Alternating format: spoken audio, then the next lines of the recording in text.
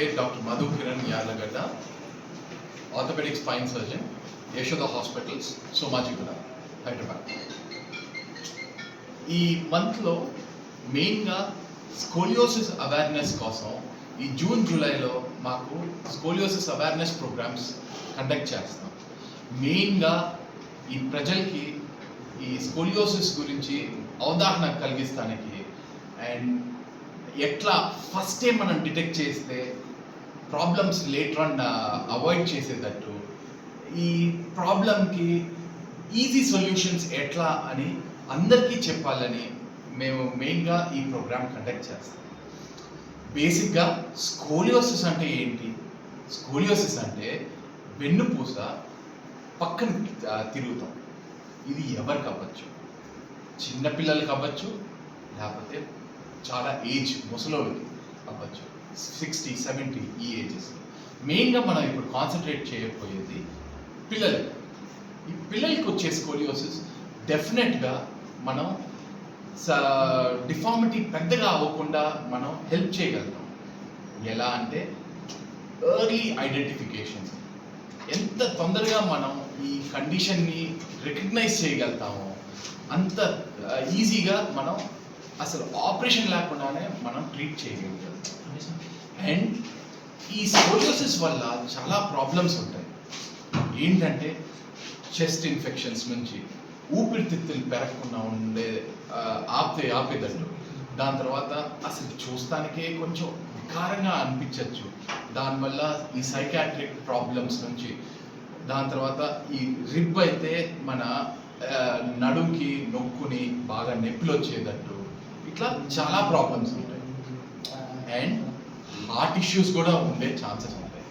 So ఇవన్నీ avoid చేయాలంటే మనం ఈ పిల్లల్ని స్కూల్ గోయింగ్ నుంచే మనం రెగ్యులర్గా స్క్రీనింగ్ చేస్తాం. అండ్ మోస్ట్ ఇంపార్టెంట్ ఏంటి, ఈ పేరెంట్స్ ఇది కంపల్సరీ పట్టుకోవాలి.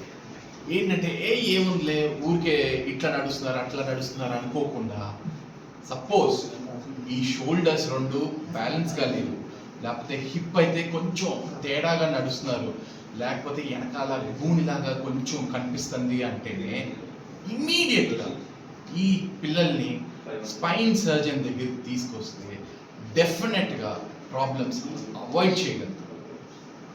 సో ఈ కండిషన్ని ఎవరు పట్టుకోవచ్చు? First and foremost parents.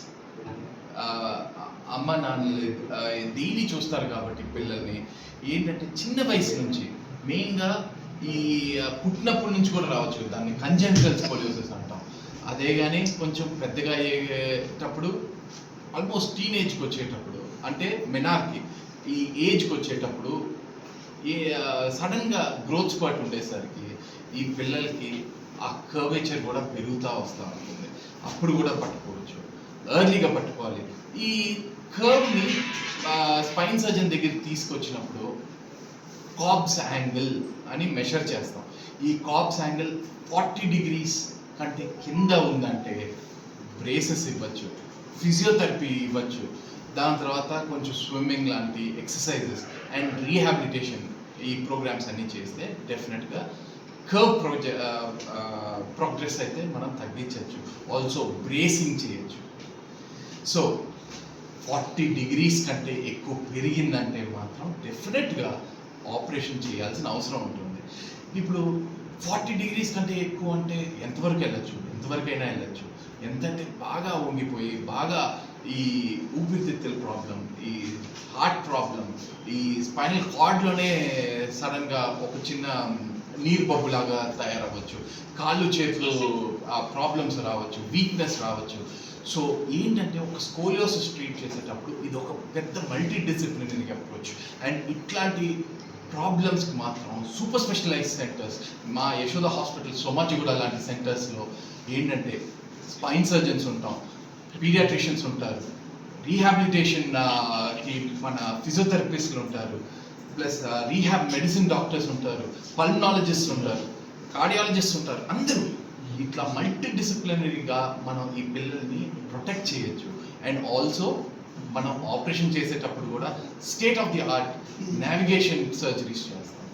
And also operation చేసేటప్పుడు ఏమి తేడా జరగకుండా ఉండడానికి సేఫ్గా ఆపరేషన్ చేస్తానికి కూడా మన దగ్గర intra operative neuro monitoring system ఉంది.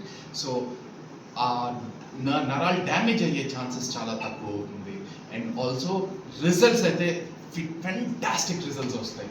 మా దగ్గరికి వచ్చే పేషెంట్స్ ఎక్కడెక్కడో నుంచి, మిడిల్ ఈస్ట్ నుంచి, లేకపోతే ఆఫ్రికా నుంచి ఇక్కడంతా కూడా వస్తారు. సో వై నాట్ మన హనుమకొండ అండ్ వరంగల్ డిస్ట్రిక్ట్ నుంచి.